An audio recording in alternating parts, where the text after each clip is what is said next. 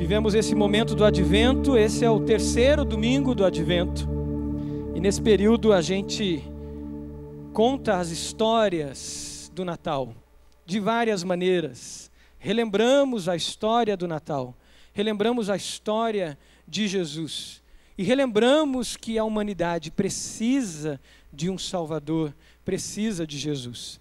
Se você não veio ainda para o espetáculo de Natal, que é a palavra de Deus sendo comunicada de maneira, através da arte, através dos talentos, venha, traga alguém, traga seu vizinho. Ontem eu tive o privilégio de poder assistir completo, foi fantástico, fui abençoado.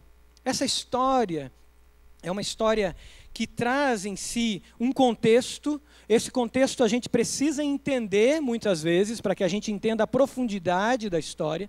E traz também algumas inferências que podemos fazer a partir do contexto, a partir do texto, a partir também do contexto. E Deus fala conosco toda vez que a gente ouve a história do Natal. Eu quero te convidar a, mais uma vez, ler essa história, ouvir essa história, que está lá em Mateus capítulo 2.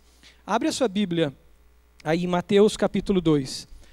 Você recebeu um boletim e também no meio desse boletim tem um esboço que vai te ajudar a você anotar ali aquilo que o Espírito Santo trouxer à sua mente, aquilo que você fizer de compromisso, de mudança, aquilo que o Senhor falar com você. Então no meio do seu boletim tem esse esboço, na cadeira da frente tem um lápis. Senta perto de alguém que está sem Bíblia, pergunta o nome dela e vamos ler juntos. Acompanhar a leitura da palavra de Deus em Mateus capítulo 2. Depois que Jesus nasceu em Belém da Judéia, nos dias do rei Herodes, magos vindos do Oriente chegaram a Jerusalém e perguntaram: onde está o recém-nascido rei dos judeus? Vimos a sua estrela no Oriente e viemos adorá-lo. Quando o rei Herodes ouviu isso, ficou perturbado, e com ele toda Jerusalém, tendo reunido todos os chefes dos sacerdotes. Note isso, os chefes dos sacerdotes do povo e os mestres da lei, perguntou-lhes onde deveria nascer o Cristo. E eles responderam: em Belém da Judéia, pois assim escreveu o profeta.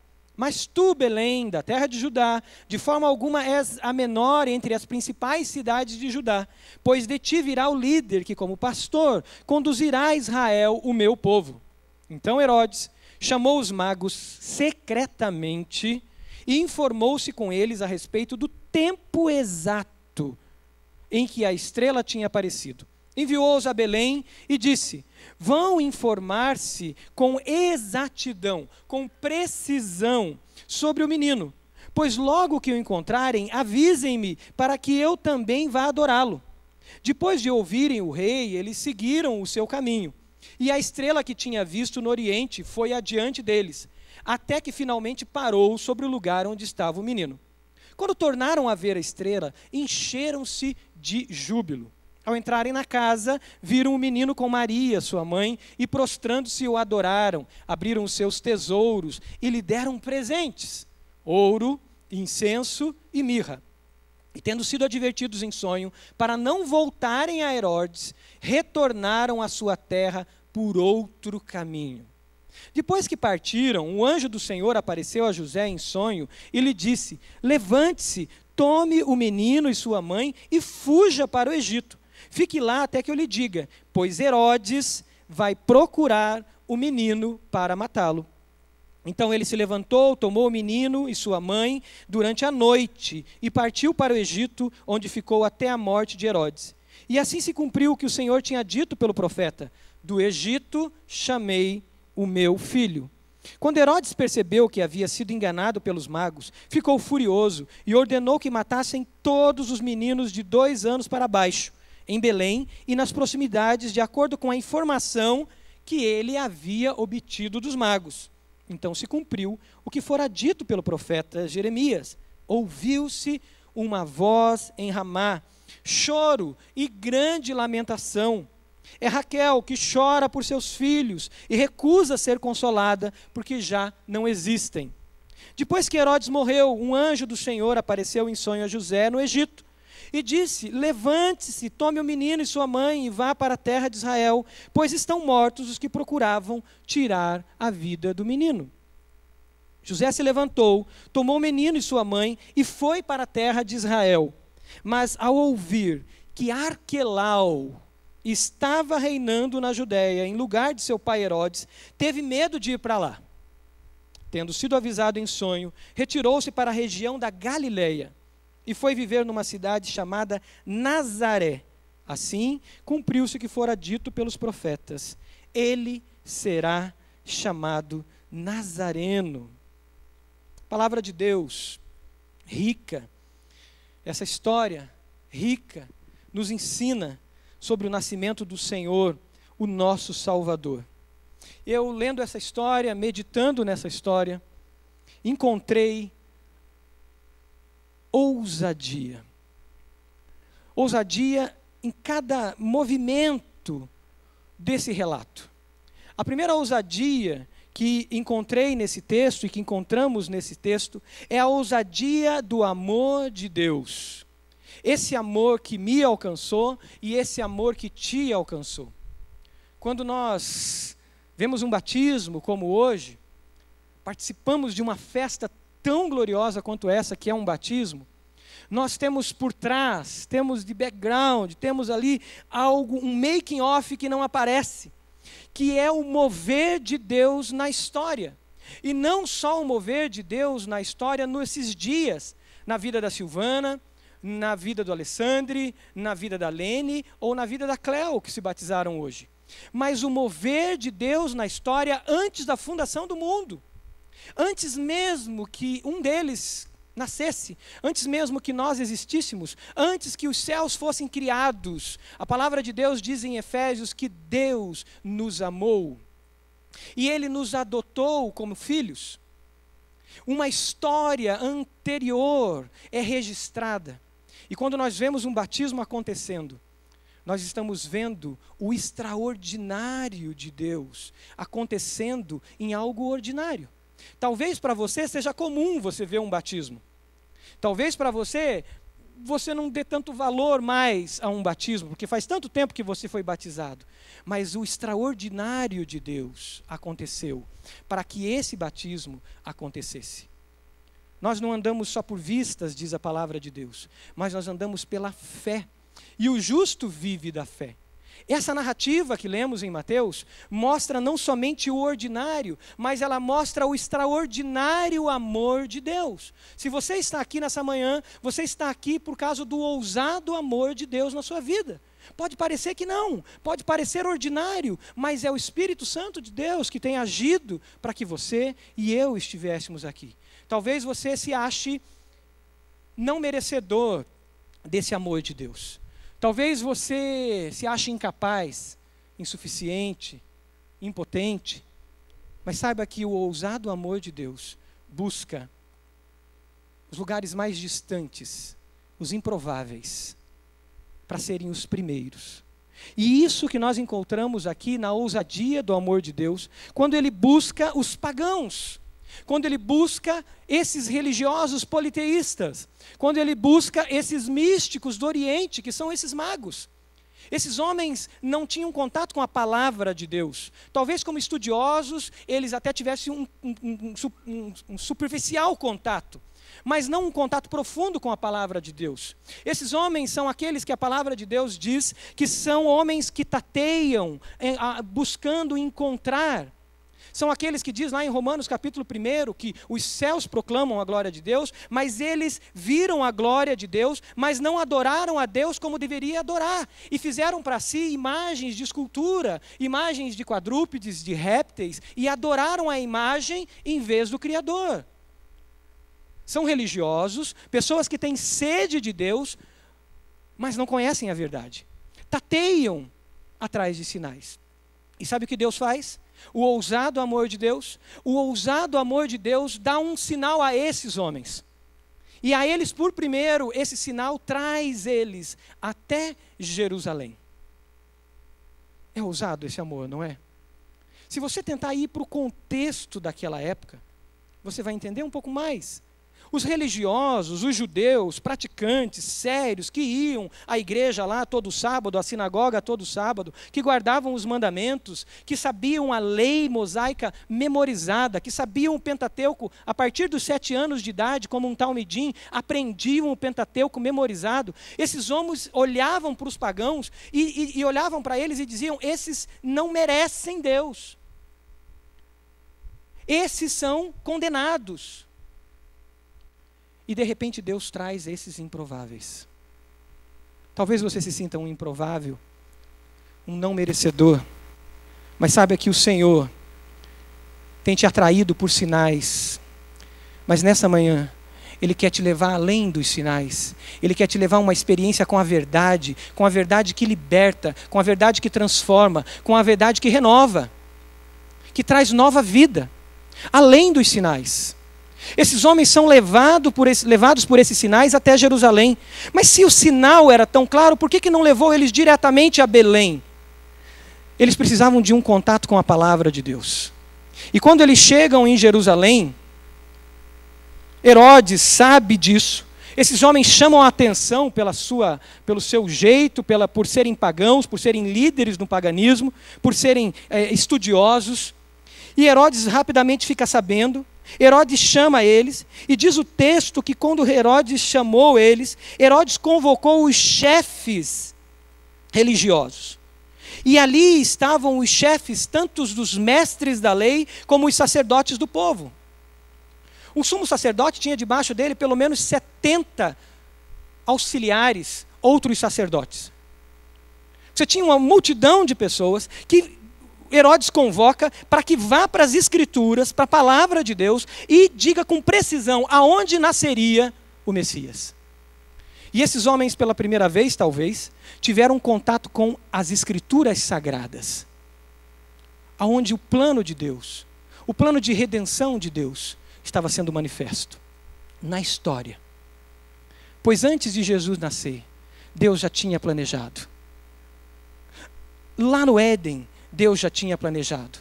Quando Deus disse que da semente da mulher nasceria um que pisaria a cabeça da serpente. Os profetas anunciaram.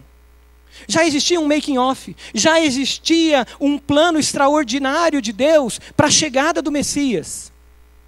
Esses homens têm contato com a palavra, e é através das Escrituras sagradas que eles são direcionados para Belém. A estrela volta a aparecer e eles são levados para lá. O que o Senhor quer é que você viva além dos sinais, e você viva o amor de Deus na sua profundidade, que é apresentado além dos sinais que te atraem, talvez para estar aqui hoje. Talvez porque o seu filho está numa boa classe de escola bíblica e você veio. Talvez porque você encontrou aqui pessoas que são simpáticas, são agradáveis, são pessoas de boa índole. Talvez os sinais são porque você recebeu uma cura. E essa cura fez você: eu preciso de Deus, eu preciso me aproximar de Jesus. Eu não sei qual é o sinal que te atrai para perto de Deus. Mas Deus quer te levar para além dos sinais, para uma experiência profunda do ousado amor dEle, do profundo amor dEle. Pois você é um escolhido e uma escolhida do Senhor para isso. Agora, quando a gente olha o ousado amor de Deus, como a gente olha para as pessoas improváveis? Nós temos os nossos improváveis. Nós criamos as nossas categorias de pessoas improváveis. Talvez nós sempre podemos dizer: os ricos não precisam de Deus. E eu não gosto de gente rica. Talvez seja uma categoria de improvável que você criou e que a gente cria. Ou talvez você diga: não, políticos não tem jeito, não tem como ser salvo. Eu não gosto de político. Talvez você diga: não, essas religiões que mexe com a feitiçaria, com a bruxaria, com o mundo dos espíritos, não tem esperança, eu não gosto disso. E nós vamos criando dentro de nós categorias de improváveis. A prostituta, o travesti, o homossexual, os presidiários, o vizinho da frente. E a gente sequer se aproxima, porque nós criamos a nossa redoma e não aceitamos sentar do lado do improvável. Mas o ousado do amor de Deus, o ousado amor de Deus vai até eles. E sabe o que vai acontecer? eles vão sentar do seu lado aqui. E sabe o que vai acontecer? Eles vão sentar no seu sofá, na sua casa. E você vai olhar para o lado e vai dizer: Senhor, o seu ousado amor está se manifestando. Manifesta no meu coração o seu ousado amor. Como você tem lidado com a ousadia do amor de Deus? Você tem amado ousadamente também? Mas caminhando nessa narrativa, eu encontro outra ousadia também. Outro ousado amor também. Quando a gente olha a história dos magos, sim, esses homens pagãos, místicos, ligados às religiões orientais, ao politeísmo, esses homens ousadamente saem da terra deles, com sede de Deus, com sede de encontrar algo, encontram a palavra de Deus ali, encontram as escrituras sagradas, vão além dos líderes religiosos de sua época, porque esses líderes tinham a palavra de Deus na mão deles, eles tinham as escrituras na mão deles, mas a postura deles era de apatia.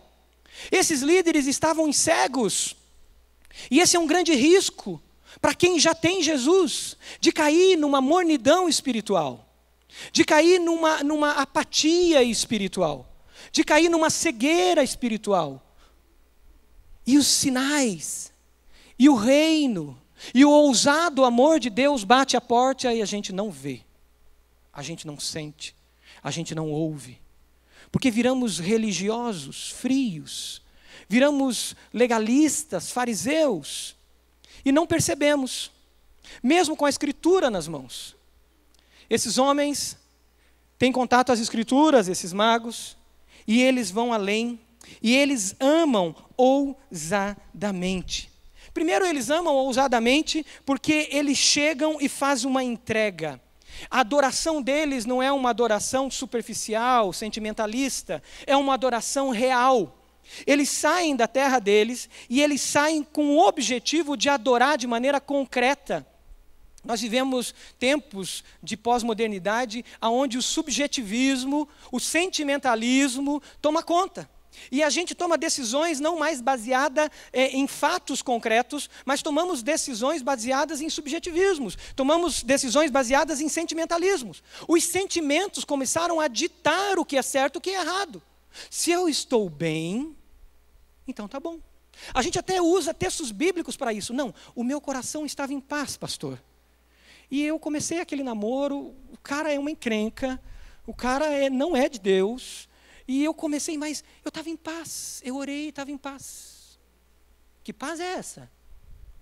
Sentimentalismos, subjetivismos, que não são baseadas na verdade, nos princípios eternos da palavra de Deus. E aí a minha vida vira um caos, porque eu sou guiado pelos sentimentos.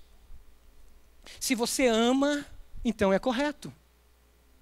Se tem amor no teu coração, não interessa as formas de expressão da sua sexualidade. Que lindo, são dois homens e se amam. Que lindo, são duas mulheres e se amam afetivamente. O sentimento começa a se tornar valor como verdade.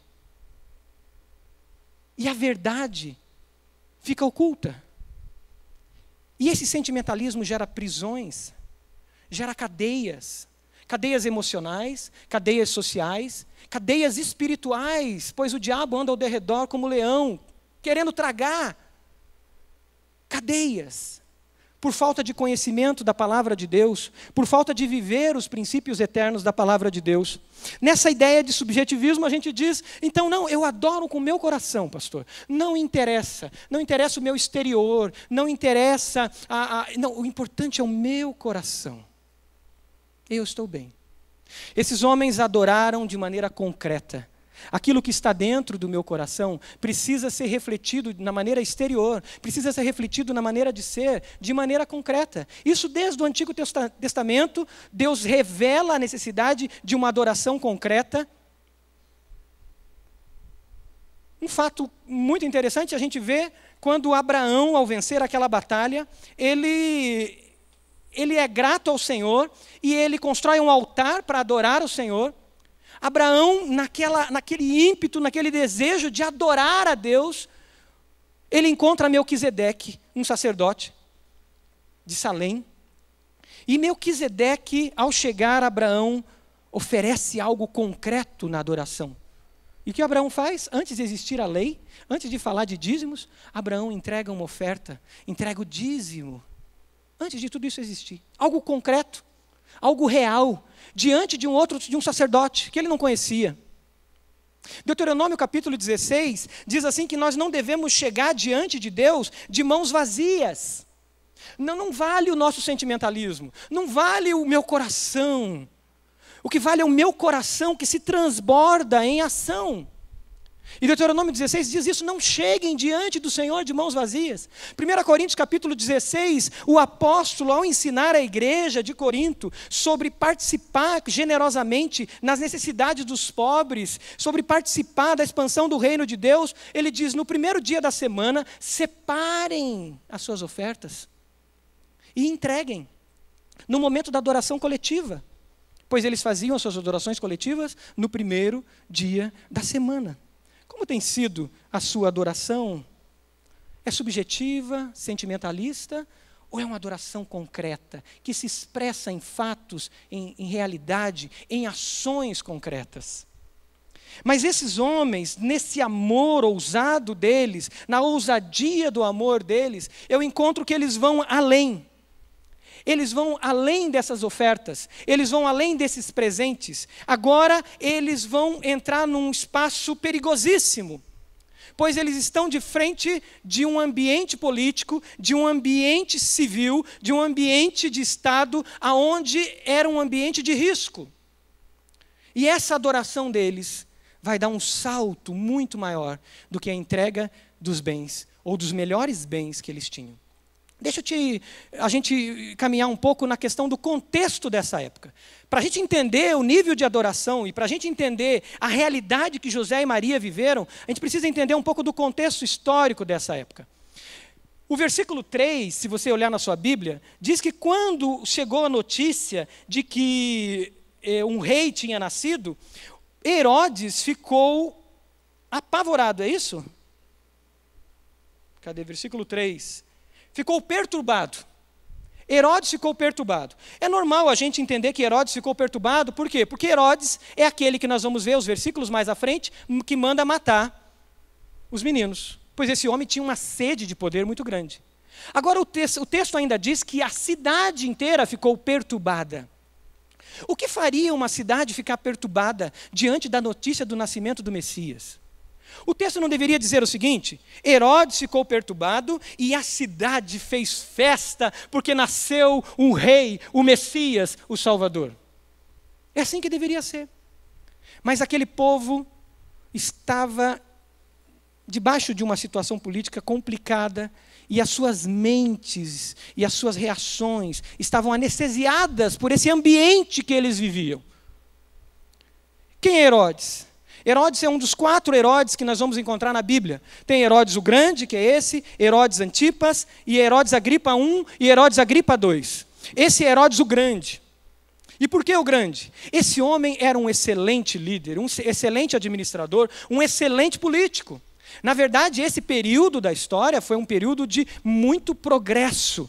Herodes foi o homem que construiu, por exemplo, na área da segurança, a fortaleza de Massada. Isso era um orgulho para os judeus, eles tinham uma fortaleza que os protegia. Herodes foi o homem que era muito próximo de Augusto. Herodes se torna rei no ano 40 a.C. E ele era próximo do imperador. E por ser próximo do imperador, ele tinha as benesses do imperador e do império. Então ele tinha um vasto sistema de segurança, muitos soldados à sua disposição. Herodes foi um dos grandes construtores. Ele construiu o porto de Cesareia Marítima. E isso fez uma revolução na economia daquela região, pois dava vazão dos produtos para fora e trazia os produtos de fora para lá. Imagine uma economia que realmente estava fervilhando. Herodes favoreceu os asfaltos não, mas a construção das estradas daquela região. Todos sabem que as estradas romanas foram fundamentais para a economia. Você saía da Bretanha, vinha para a África, ia para a Europa, você ia para o Oriente, essas estradas cruzavam e você andava pelo império muito rápido. Isso facilitava o comércio, facilitava a segurança. Herodes, um grande líder. Todos poderiam olhar para ele e dizer: uau, temos ordem e progresso. O progresso chegou até nós. Temos ordem aqui entre nós. Herodes é um grande líder. Mas não. Temos que lembrar que esse é um período de ditadura. E toda ditadura guarda em si os seus porões. Em qualquer lugar do mundo. Na China, em Cuba, na Venezuela, na Coreia do Norte, no Brasil, em qualquer lugar. Toda ditadura guarda em si os seus porões. Herodes matou 47 dos seus aristocratas, só porque ele desconfiou que eles queriam tomar o poder. Herodes é o homem que casou 9 vezes, a sua 9ª mulher era Mariana. Ele desconfiou de uma parte da família de Mariana, por causa de um boato. Ele pega esse boato e ele replica esse boato. O que nós chamamos hoje de replicar boato é fake news. Bem isso. Ele vai para o Facebook, vai para o Instagram e ele manda boatos sobre a família de Mariana. E através desses boatos ele torturou.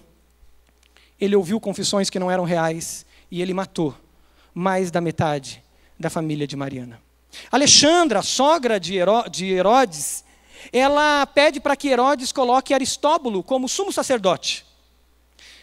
Política e tirania, política e ditadura sempre andam juntos. E religião e ditadura também andam junto.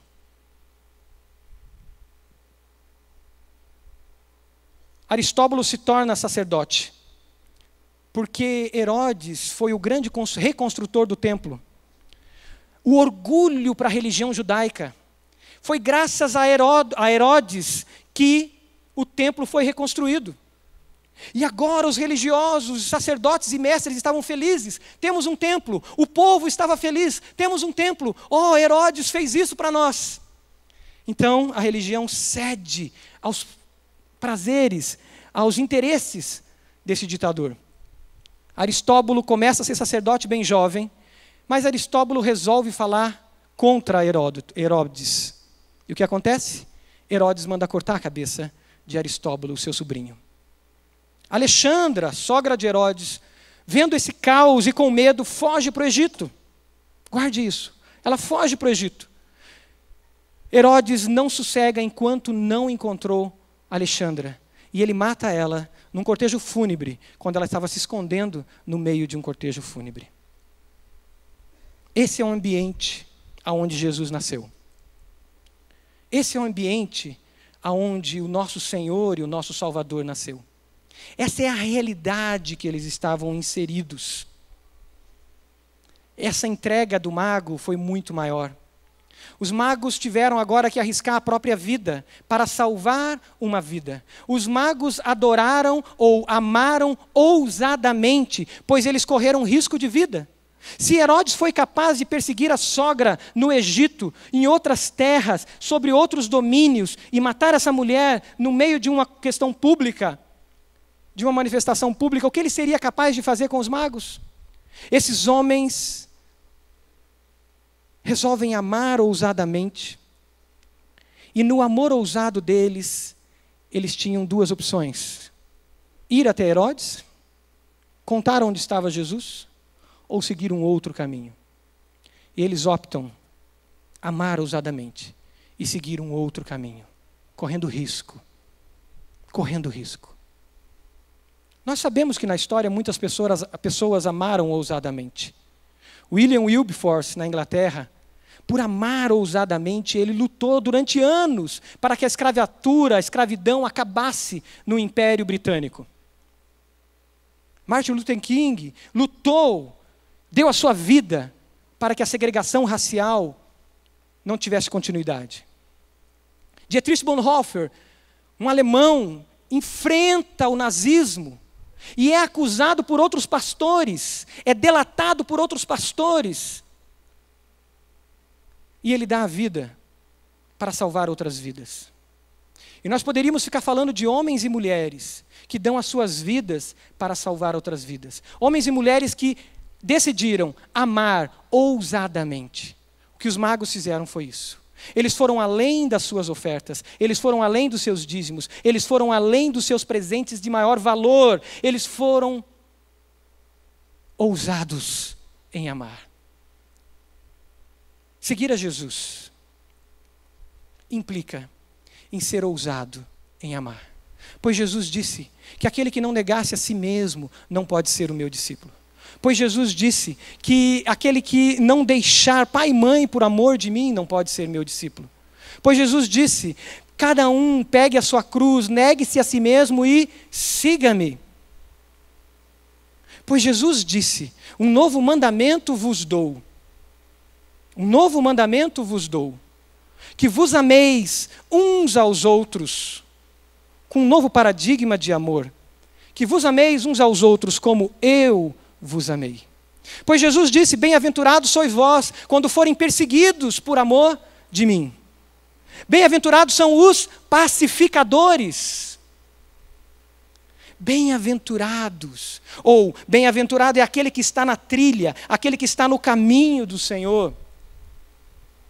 Se por causa de mim vocês forem perseguidos. Esses magos entendem e salvam uma vida, dando ou correndo o risco da sua própria vida. Estamos dispostos a ir além do nosso tempo de culto? Estamos dispostos a ir além das nossas ofertas, dos nossos dízimos? Estamos dispostos a ir além do tempo que separamos num ministério, quando abrimos nossa casa? E estamos dispostos a amar ousadamente para salvar vidas, lutar pela justiça, lutar por o que é certo e correto e o que é verdadeiro, mesmo que isso implique em sermos perseguidos? Mas além desse amor ousado de Deus que me encontrou e te encontrou, desse amor ousado de Deus que deu a vida na cruz por mim e por você, desse amor ousado desses magos que correm risco de vida, entregam a sua vida para amar ousadamente, para que a justiça se estabeleça, para que a verdade se estabeleça e eles protejam esse menino, nós encontramos o amor ousado ou a ousadia do amor da perseverança de José e Maria. Venha comigo nesse contexto, como que é viver como José e Maria com um bebê, num contexto de opressão como esse. A ousadia do amor de José e Maria. José, primeiramente, aceita o chamado do Senhor, ama ousadamente Maria, ama ousadamente Jesus, aceita ser o protetor, o guardião, ser o pai desse bebê. Aceita ser o protetor, o guardião, o cuidador dessa mulher, Maria. E agora ele aceita entrar e continuar nos planos extraordinários de Deus para a vida dele. Ele aceita andar por além daquilo que há à vista. Ele aceita andar por além daquilo que é ordinário. Ele se coloca agora como um caminhante, como um peregrino, como um viajante, como alguém que está nas mãos de Deus. E ser um discípulo de Jesus implica nisso. Implica em ser peregrino. Implica em ser viajante, implica em ser retirante. Não dá para ser discípulo de Jesus com estacas fincadas no chão. Não tem como. Não bate com o Evangelho. Porque o discípulo de Jesus, o seguidor de Jesus, ele está disposto a seguir o seu mestre, aonde o mestre enviar. E José aceita ousadamente o amor de Deus, aceita amar ousadamente, e a sua vida agora vira uma vida de peregrinação. Está em Nazaré, e de repente, um edito do rei, um edito do imperador, diz que ele precisa ir para a cidade onde nasceu para um recenseamento. É o que o texto nos mostrou. Agora imagine, eu estou com uma mulher grávida. Entrar nas estradas perigosas, num momento ou num país onde uma ditadura existe, e quando ditaduras existem, a gente vive com medo, porque alguém pode nos acusar de algo que a gente não fez. E você pode ser torturado por algo que você não fez. Basta alguém não gostar de você, pastor Natal. E alguém pode te acusar e dizer, não, o Natal é um capitalista. O Natal é espião do Trump. E na Venezuela o Natal poderia ser perseguido. Em Cuba ele poderia ser preso. Na China ele poderia ser um pastor de igreja subterrânea. Viver nesse estado de medo, por mais que tenha progresso, por mais que tenha aparente ordem, é perigosíssimo. Perigosíssimo. José sai e vai em direção a Belém. Belém! Mas ele vai lá, porque é lá que ele nascera. José era descendente de Davi, e ele precisava estar lá para o recenseamento. Chega em Belém e não encontra hospedagem. Que prova, que dificuldade. Senhor, eu aceitei ser o pai desse bebê. Eu aceitei ser o guardião dessa vida. E de repente, Jesus vai nascer numa estrebaria. Mas existia um making of. Existia um extraordinário de Deus acontecendo há centenas de anos antes. 800 anos antes, o profeta Miqueias havia dito que em Belém nasceria o Salvador do mundo. Aleluia! Em Belém. Os profetas já haviam dito que ele seria como cordeiro. Um cordeiro nasce numa estrebaria. Era lá o lugar que Jesus deveria nascer. Não era num hotel, não era numa hospedagem da melhor que pudesse existir. Era lá, junto com os animais, aonde nasce um cordeiro, pois Jesus é o cordeiro de Deus que tira o pecado do mundo. Aleluia! É Ele. Ok, estou em Belém. Chegam os magos, que bênção. Você já teve essa experiência de notícias boas assim?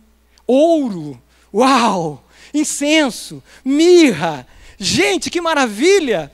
Que tal a gente voltar para Nazaré, comprar uma casinha, construir uma casa legal, pegar esse dinheiro e pagar os estudos de Jesus? Já que ele é o Messias, ele precisa estudar numa escola rabínica. Quem sabe na escola de Hilel, quem sabe na escola de Gamaliel, quem sabe nas escolas dos fariseus.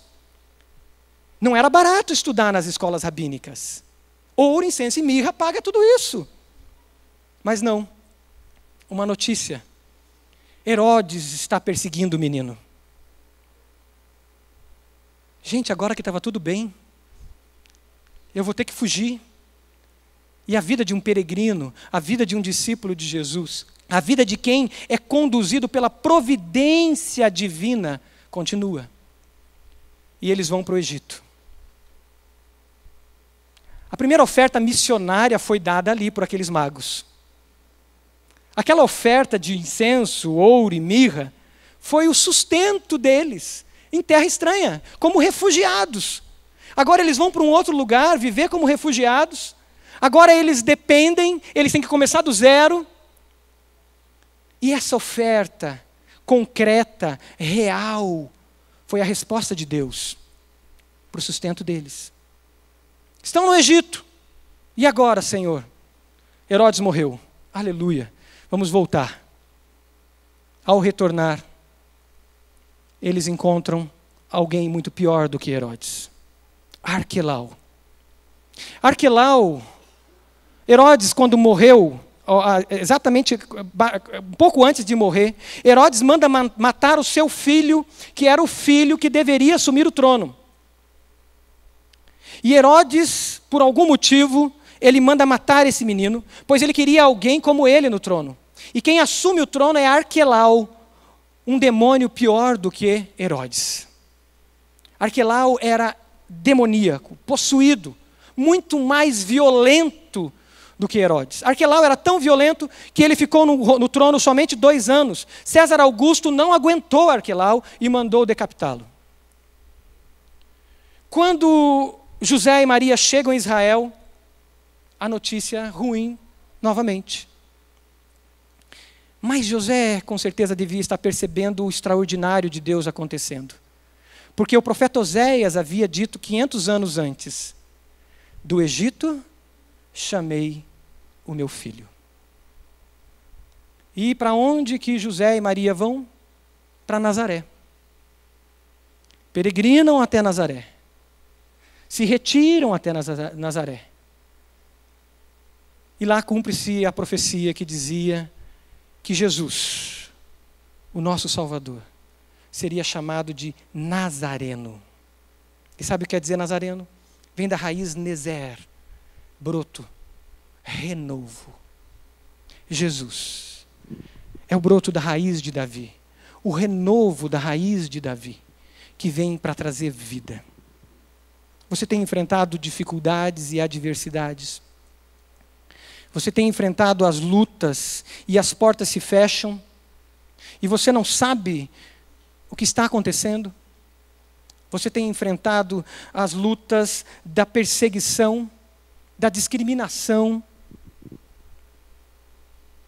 Existe um renovo, um Nezer de Deus, pois o ousado amor de Deus na sua vida contribui para o bem. A palavra de Deus diz que todas as coisas contribuem para o bem daqueles que amam a Deus.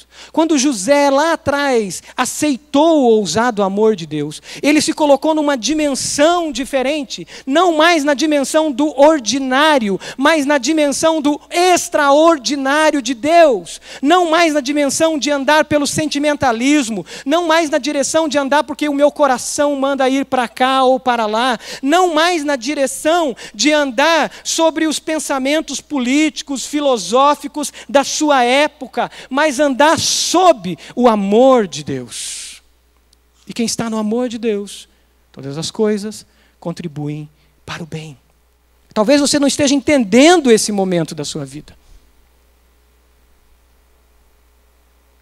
José não entendeu, Maria não entenderam, eles não entenderam várias situações, mas o extraordinário de Deus estava acontecendo. Você recebeu o ousado amor de Deus na sua vida? Você tem vivido nesse ousado amor de Deus? Você pode fechar seus olhos?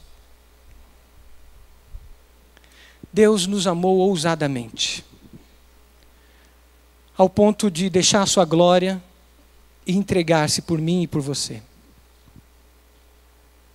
Deixar a sua majestade, se tornar gente, nascer numa estrebaria e se entregar na cruz do Calvário por mim e por você. O Espírito Santo de Deus nos convence do pecado, da justiça e do juízo e nos guia a toda a verdade. E é Ele que está falando ao seu coração nessa manhã, dizendo: aceite o ousado amor de Deus. Pois você não é um improvável. Você está nos planos de Deus. Antes de você nascer, você já estava nos planos de Deus. Porque ninguém pega Deus. Deus não fica num beco sem saída. Deus não é pego de surpresa. Não. Deus tudo pode. Ninguém enquadra Deus. Você já fazia parte dos planos de Deus. E essa é uma manhã aonde você vai poder se alinhar aos planos de Deus e dizer: Senhor, eu aceito o teu ousado amor na minha vida. E eu quero viver nesse amor. Se você entende isso, entende que você precisa de Jesus como Senhor da sua vida, como dono da sua vida, como Salvador, único e suficiente Salvador. E que você precisa andar nesse movimento do Senhor.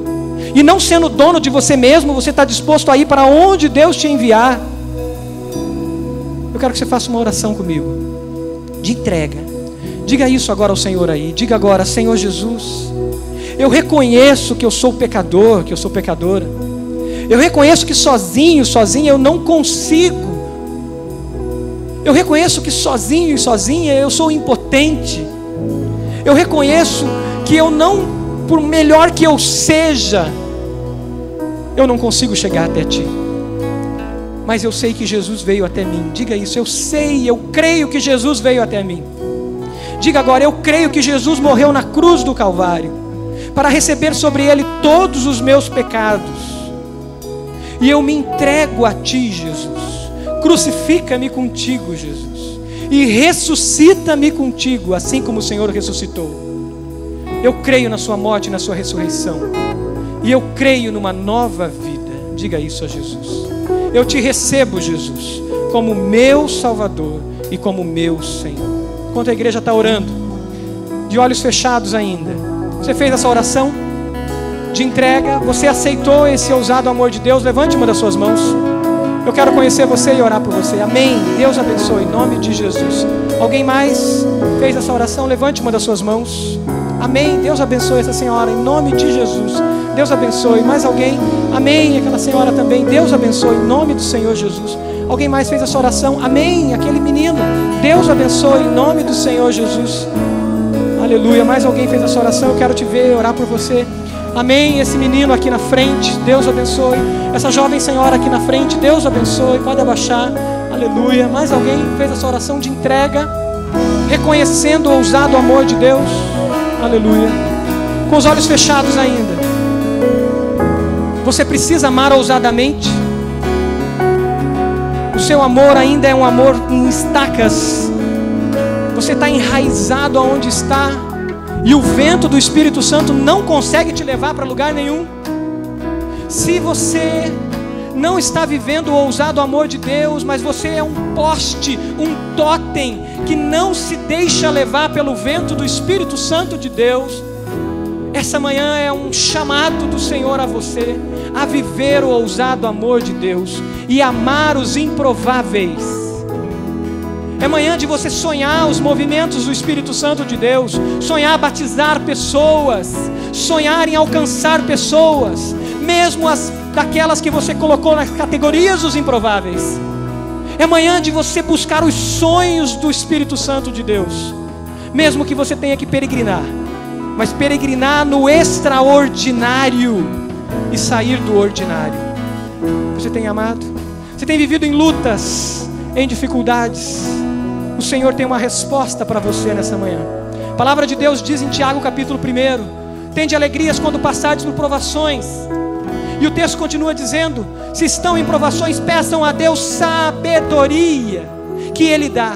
Efésios capítulo 1 diz: abra os olhos do meu coração. É uma oração, diga isso: Senhor, abra os olhos do meu coração, para eu ver no momento das lutas. E o texto diz: dá-me espírito de sabedoria. E o Senhor dá. E nessa manhã eu quero orar com cada um, pedindo que sabedoria do Senhor seja dada para vencer as adversidades. Vamos nos colocar de pé? Coloque-se de pé e nós vamos cantar essa canção. Enquanto nós cantamos essa canção, eu quero te convidar, você que levantou a mão aceitando o Senhor Jesus, vem aqui à frente. Eu quero orar com você, pedindo de Deus sabedoria e força no momento de luta. Você que levantou a mão, vem à frente. Vem à frente. Os meninos que levantaram a mão, aquela senhora, isso, venha, por favor. Quero orar com você. Aleluia. Amém. Glória a Deus. Aquela outra senhora aqui, pode vir. Vem, em nome de Jesus, eu quero orar contigo. Vem aqui. Amém. Aleluia.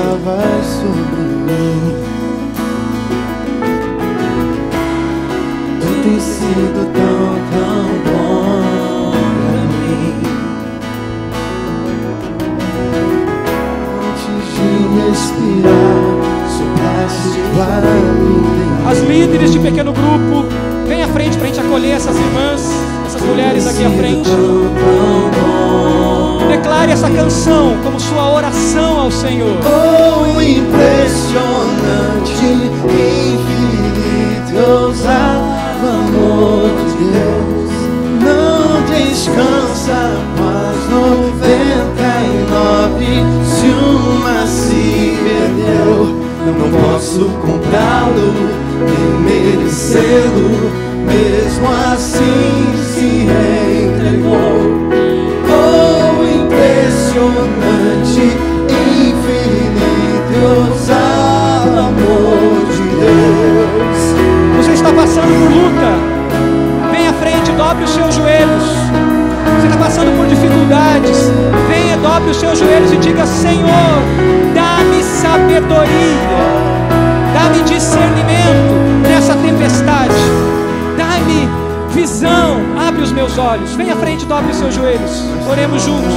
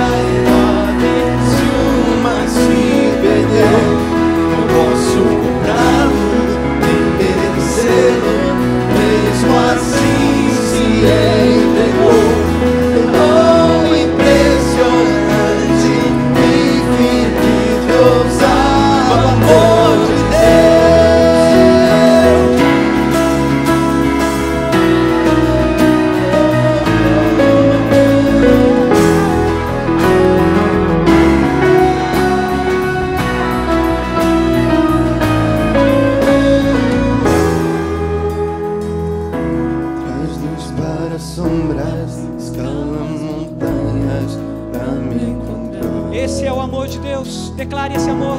Derruba muralhas, Não existe muralha contra o amor de Deus. Não existe nada que impeça o amor de Deus sobre a sua vida. traz luz para as sombras. Receba esse amor sobre a sua vida.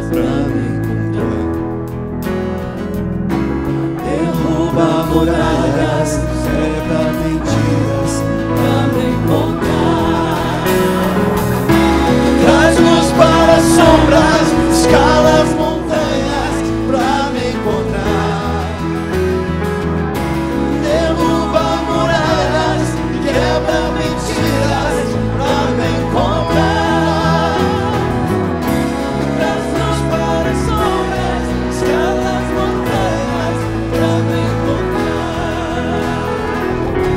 Derruba muralhas, quebra mentiras pra me encontrar. Impressionante, infinito, ousado amor de Deus, não descansa com as 99. Se uma se perder, não posso comprar. Deve ser mesmo assim se elevou, impressionante, infinito, ousado amor de Deus. Feche seus olhos, estende as suas mãos aqui para frente. Nós passamos por lutas, mas em todas elas somos mais do que vencedores se estamos em Cristo Jesus. Estenda suas mãos aqui para frente, porque pessoas declararam que elas amam a Jesus e aceitaram o amor de Jesus. Você pode dizer aleluia bem forte por isso? Você está feliz por isso? Aleluia. Senhor, eu me uno à sua igreja. Somos igreja do Senhor, a amada do Senhor, a noiva do Senhor, a menina dos olhos do Senhor. É a sua igreja reunida nessa manhã. Nos unimos e estendemos as nossas mãos, Pai, sobre cada pessoa que está aqui na frente, Pai. Ó Deus, o Senhor conhece as lutas de cada um. O Senhor sabe aqueles que estão lutando contra a enfermidade, contra a doença, Senhor, que bateu a porta e desestabilizou, Senhor. O Senhor conhece, Pai, aqueles que estão lutando em momentos difíceis, em momentos de angústia, Pai. Mas Tu és o Deus do extraordinário. O Senhor é o Deus da cura. O Senhor é o Deus soberano. O Senhor é o Deus que não é pego de surpresa. Por isso, como igreja do Senhor, nós clamamos pela cura. Nós clamamos pela restauração física, emocional e espiritual, Pai. Deus, nós clamamos pela libertação espiritual. Se tem alguém aqui, Pai, que vive sobre o medo, que vive sobre a opressão, da tirania de pessoas, da tirania espiritual, da tirania, Pai, de qualquer sorte, nós clamamos por libertação. Quebra as correntes, Senhor, quebra todas as correntes que possam impedir uma vida livre, uma vida de liberdade no Senhor, Pai. Clamamos, Senhor, por salvação. Te louvamos pelas vidas que declararam que são de Jesus, que vieram à frente, dizendo: eu sou do Senhor, o amor do Senhor está em mim. Ó Deus, sela essas pessoas com o Espírito Santo da promessa. Pai, que a alegria da sua salvação esteja presente na vida de cada um. Que eles voltem para casa alegres, felizes, e que eles contagiem outras pessoas, Pai. Ó Deus, que ninguém nessa manhã volte para casa como chegou, mas que a alegria do Senhor, que é a nossa força, seja aquilo que vai contagiar outros a vir, a amar e a viver o ousado amor de Deus. Abençoa-nos, Pai, guia-nos como igreja do Senhor e ajuda-nos a viver ousadamente e a amar ousadamente. É a nossa oração, Pai Celeste, em nome do Senhor Jesus. E a igreja diz amém e amém.